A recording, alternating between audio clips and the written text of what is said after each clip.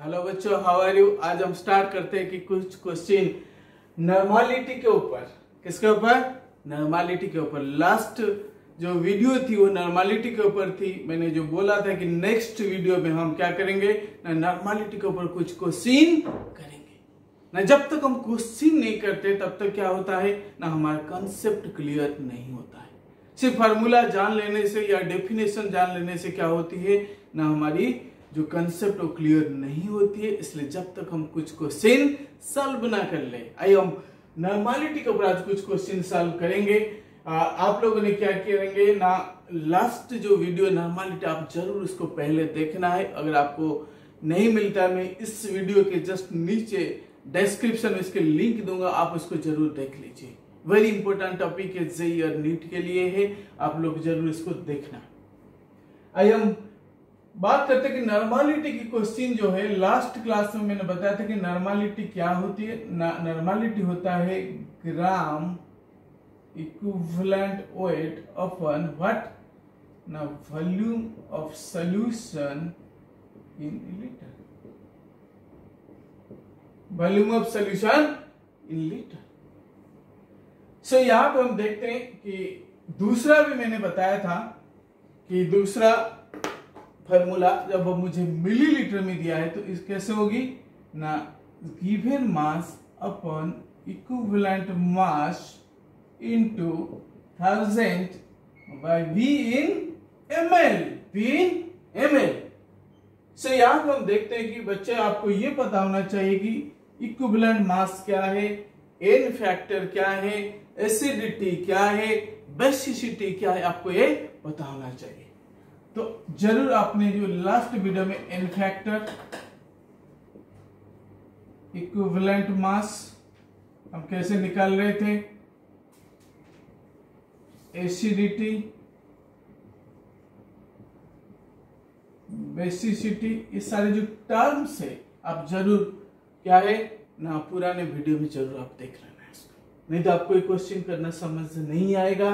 और एक चीज यहाँ पे हम देखेंगे कि नॉर्मलिटी की क्वेश्चन करने से पहले हम नॉर्मलिटी और मोलारिटी के बीच में रिलेशनशिप क्या है, क्या बताया मैंने ना, molarity and normality.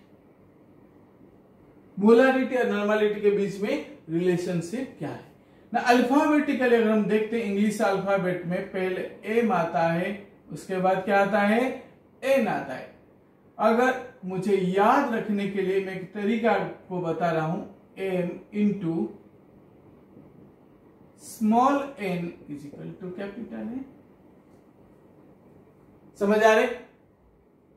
Capital M into small N is equal to capital N. Molarity into N factor is equal to normality. तो एन फैक्टर जो है वो क्या थी ना, अलग अलग चीज थी। क्या क्या थी एन फैक्टर? ध्यान से देखिए ना, एन फैक्टर क्या होता था, एक तो एलिमेंट के लिए वैलेंसी है, ई के लिए, एसिड के लिए बेसिसिटी थी, बेस के लिए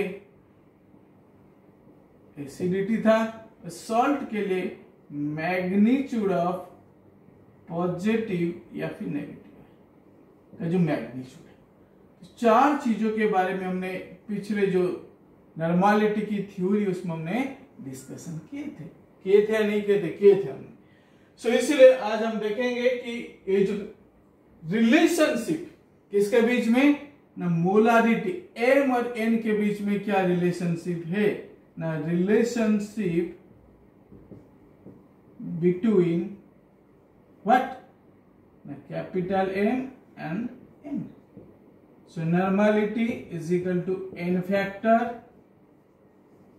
into molarity. Clear? So ये सारे चीजों को आपको ध्यान में रखना है, तभी हम क्वेश्चन कर पाएंगे। आइए कुछ क्वेश्चन के ऊपर जाएंगे हम इस समय। क्वेश्चन मेरे जो हम देखते हैं इस समय की, calculate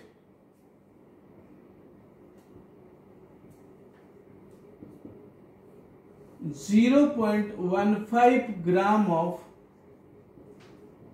oxalic acid, calculate normality of the dissolving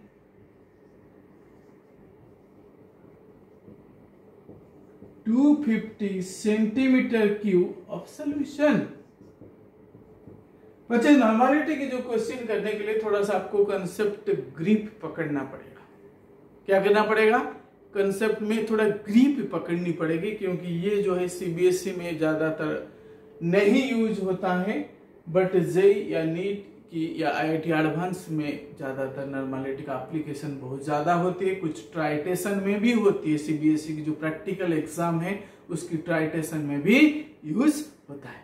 तो इसलिए आपको सारे कंसेप्ट माइंड में रखना है, then we can do the question. उसके बाद हम क्वेश्चन कर पाएंगे। बच्चे जैसे यहाँ पे दिया है कि नॉर्मलिटी निकालना है, किसका निकालना है ना? Oxalic acid. ऑक्सैलिक एसिड जो होती है COOH, फिर से COOH, पर ट्वाइस होती है COH का। हम इसका जो मोलार मास कितनी होगी? 2 कार्बन है 24, 4 ऑक्सीजन है 64, प्लस 2 हाइड्रोजन है तो 2, टोटल कितना हो गया?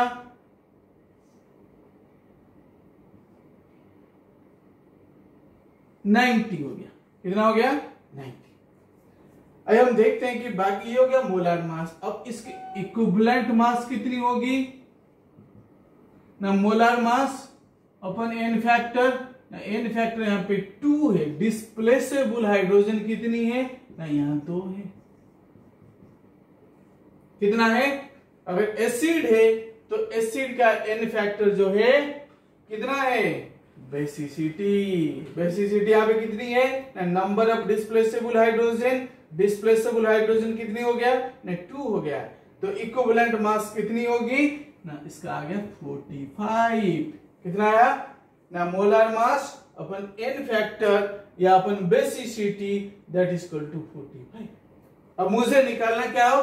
अब मेरे लिए आसान हो गया कि मुझे नॉर्मलिटी अगर निकालना है, मैं क्या करूंगा ना? सीधा मुझे इस पर, क्योंकि मेरा वॉल्यूम जो है मिलीलीटर में गिवन है, इस वजह से मैंने इस फॉर्मूला में डायरेक्ट पुट कर दूंगा। तो मास हो गया 0.15 डिवाइडेड बाय कितना होगा ना? इक्विवेलेंट मास हो गया 45 इंटू 1000 डिवाइडेड बाय 250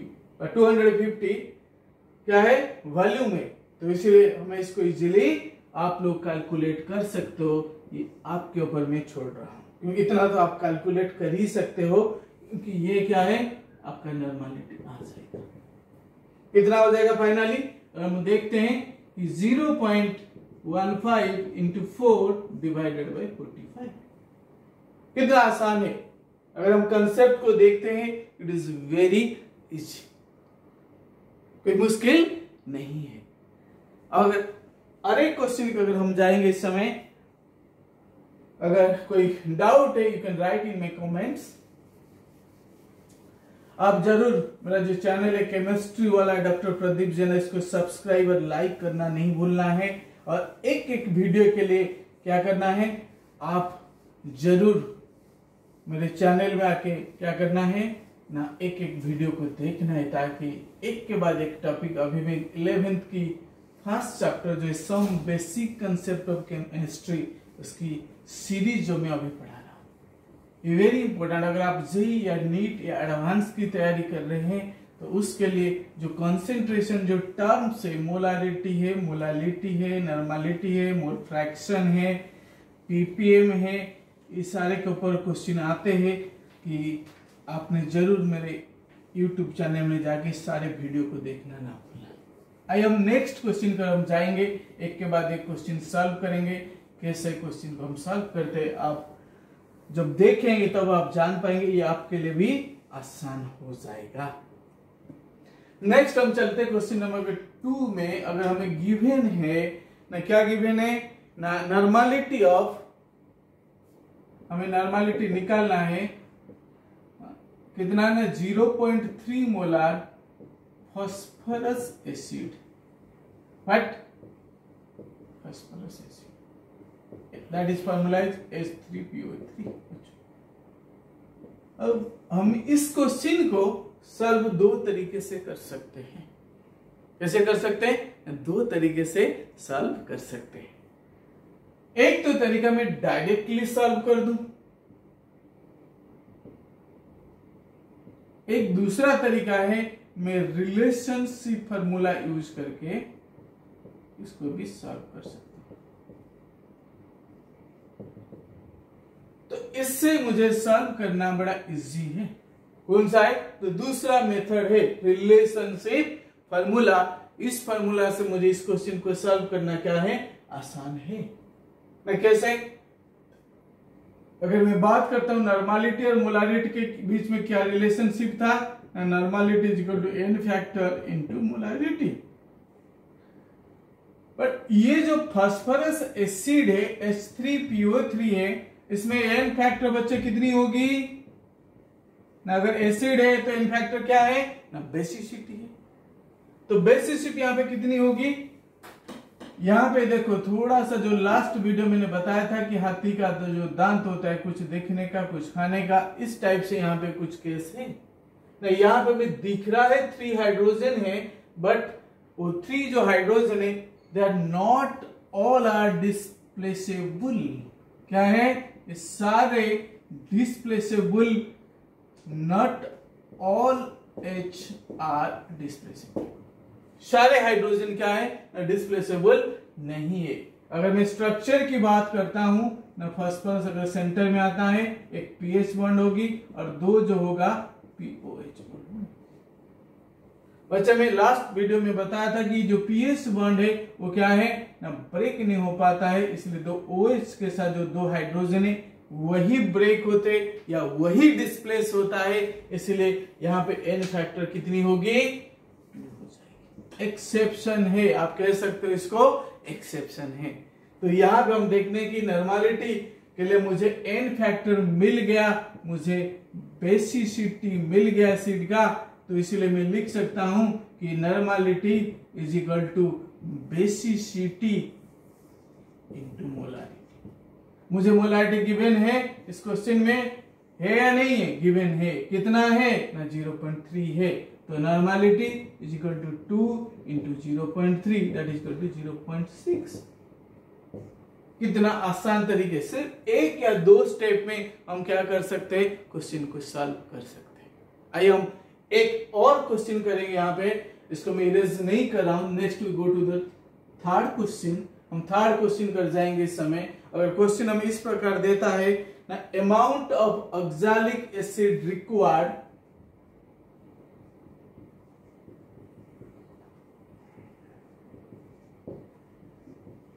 बच्चे में लास्ट टाइम जो मोलारिटी के भी क्वेश्चन कर रहे थे वहां पे बताया था कि एक ही फार्मूला से, जो फार्मूला जैसे normality is equal to given mass upon equivalent mass into 1000 by V in ml। जो फार्मूला कोई नहीं, बहुत ही कम लोग इसको बताते हैं, जो एक्सपर्टाइज होते हैं इस टॉपिक के ऊपर वही बताते हैं, नहीं तो रट कर तो हर कोई पढ़ा देता है। लेकिन अगर आपको कंसेप्ट में जाना है, इन डेप्थ में जाना है, आपको बड़े एक्सपीरियंस टीचर से पढ़ना है, तो जरूर इस टाइप की जो मेरे जो यूट्यूब चैनल को जरूर आप सब्सक्राइब कीजिए। यहाँ पे हम क्वेश्चन जो देखते हैं कि amount of oxalic acid required to prepare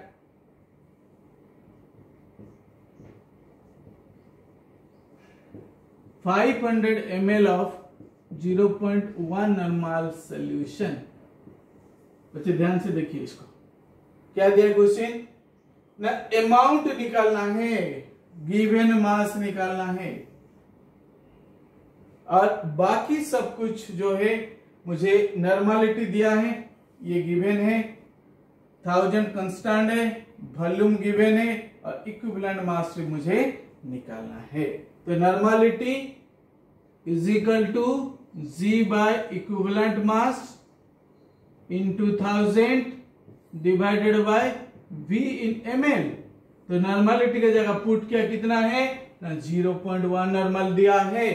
given mass मुझे फाइंड आउट करनी है, यहाँ पे G को छोड़ दिया, इसलिए इक्विवेलेंट मास अभी हमने निकाले थे ऑक्सैलिक एसिड का, कितना था ना? मोलर मास COH का होल ट्वाइस था, that is 90 divided by 2 that is 45 था। जस्ट अभी प्रीवियस क्वेश्चन हमने निकाले थे, ये 1000 और वॉल्यूम जो है 500 हो गया 2। अब कितना जी है 2 into g is equal to 45 into 0.1, तो g is equal to 45 by 2 into 0.1। इतना आसानी से ये क्वेश्चन सॉल्व हुआ, बहुत ही आसान है। जब हम क्वेश्चन करने जाते हैं तो एक के बाद एक क्वेश्चन हम करते हैं, ये हमारे लिए क्या होता है ना, हमारी प्रैक्टिस जो है हमें परफेक्शन बना लेता है। क्या करता है, हमारी जो प्रैक्टिस है क्या करता है, हमें परफेक्शन की तरफ ले आता है। एक और क्वेश्चन हम आगे चलेंगे। अब जरूर फार्मूला को आप भूलिए मत, और जो टर्म्स है, लेकिन जो टर्म्स इस क्वेश्चन को सॉल्व करने में यूज होती है आप जरूर इसको याद रखिए। जैसे एन फैक्टर क्या होती है, ग्राम इक्विवेलेंट वेट क्या होता है, इक्विवेलेंट वेट क्या होती है, एसिडिटी क्या होता है, बेसिसिटी क्या होता है। इस टाइप से जो टर्म्स है आप इसको जरूर अपनी जो दिमाग में बैठाइए, तब जाकर के आप क्वेश्चन कर पाएंगे। नेक्स्ट क्वेश्चन की तरफ हम जाएंगे इस समय।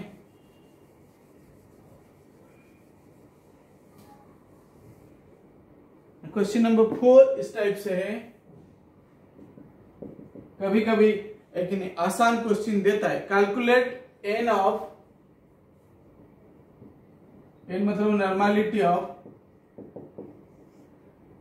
क्वेश्चन जो गिवन है कि 0.321 ग्राम ऑफ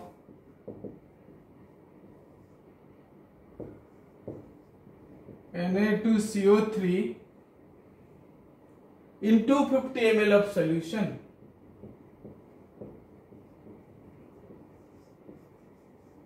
इस टाइप का क्वेश्चन दिया है, क्या निकालना है, नॉर्मलिटी निकालना है।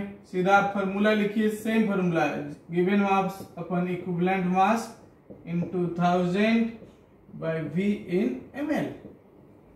तो नॉर्मलिटी तो निकालना है, गिवन मास दिया है 321।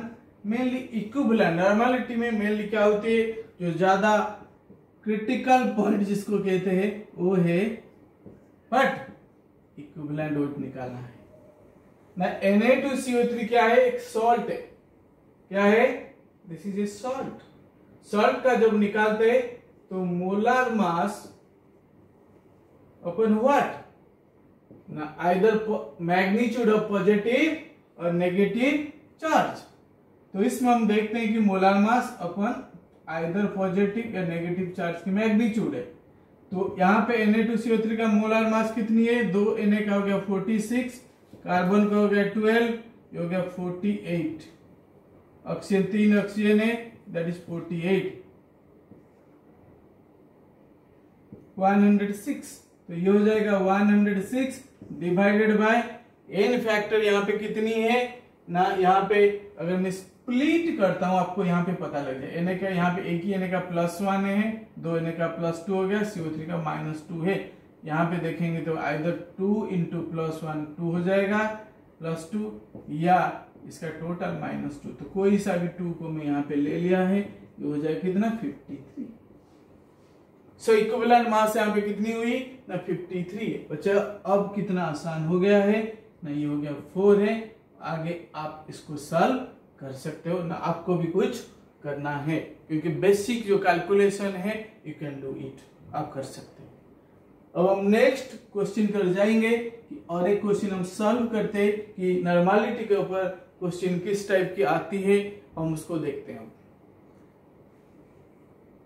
Calculate normality of 0.2 gram NaOH that dissolve in what 250 ml of solution।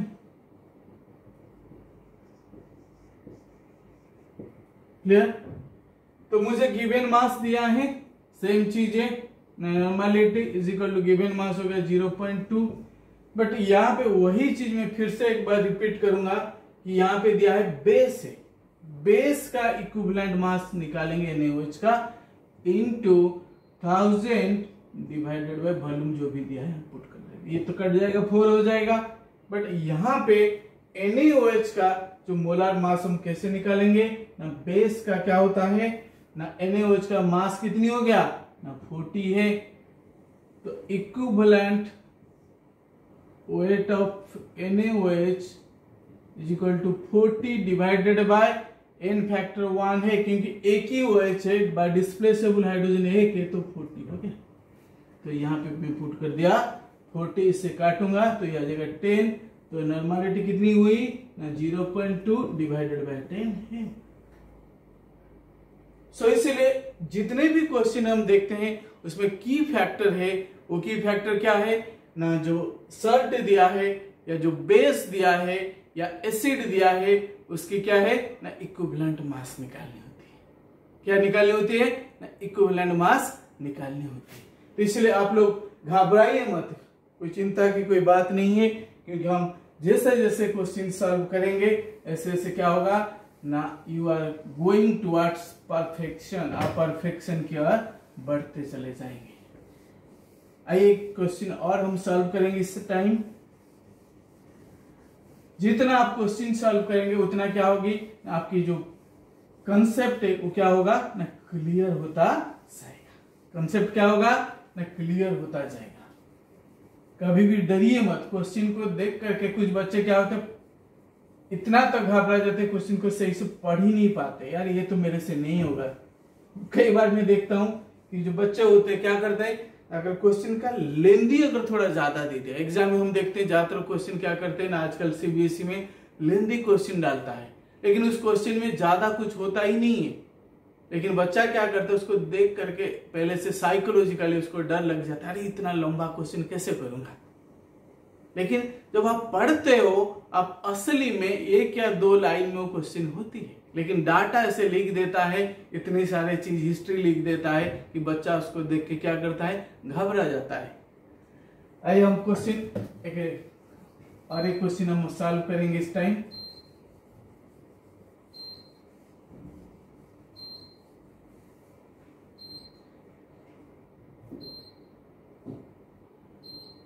Question है,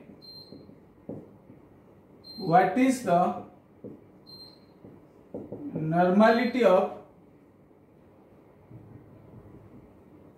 0.0521 ग्राम ऑफ H2SO4। नहीं सर, क्वेश्चन थोड़ा सा आगे है। मोलारिटी ऑफ H3PO4 ये दिया, क्या दिया है 0.0521 मोलारिटी ऑफ H3PO4। जैसे मैंने रिलेशनशिप बताया था ना, आपको नॉर्मलिटी निकालनी है और क्या है यहाँ पे मोलारिटी गिवन है, आपको सीधा फॉर्मूला में आना है ना, normality is equal to n factor into molarity. तो मोलारिटी कितना है ना दिया है, इसके जगह में जाकर खाली छोड़ता हूं, मोलारिटी दिया 0.0521, मुझे n फैक्टर निकालना है किसका ना H3PO4 का। किसका है ना H3PO4 का है ना। H3PO4 में बच्चों n फैक्टर जो है यहाँ 3 है। यहाँ जितने भी हाइड्रोजन है सारे के सारे क्या है ना डिस्प्लेसेबल है। क्या है ना डिस्प्लेसेबल, ये भी जा सकता है, ये भी जा सकता है, ये भी जा सकता है, तीनों हाइड्रोजन जा सकते हैं। तो यहाँ पे n फैक्टर 3 या हम कह सकते हैं बेसिसिटी 3। तो यहाँ पे मैं n फैक्टर की जगह क्या लिख दिया 3 लिख दिया। बच्चा आप इसको अब मल्टीप्लाई करके सीधा इसकी नॉर्मलिटी निकाल सकते हो। कितना आसान है, क्या है कितना आसान है। तो इसमें हम देखते हैं कि आप मेरे जो चैनल है केमिस्ट्री वाला डॉक्टर प्रदीप जैना, उसको सब्सक्राइब और लाइक करना ना भूलना है। मैं नेक्स्ट क्लास में क्या है एक टॉपिक जो है लिमिटिंग रिएजेंट उसको पढ़ाऊंगा। जरूर इसका लिंक इस वीडियो के नीचे होगी, इसलिए आप इसको देखना ना भूलें। Thank you so much.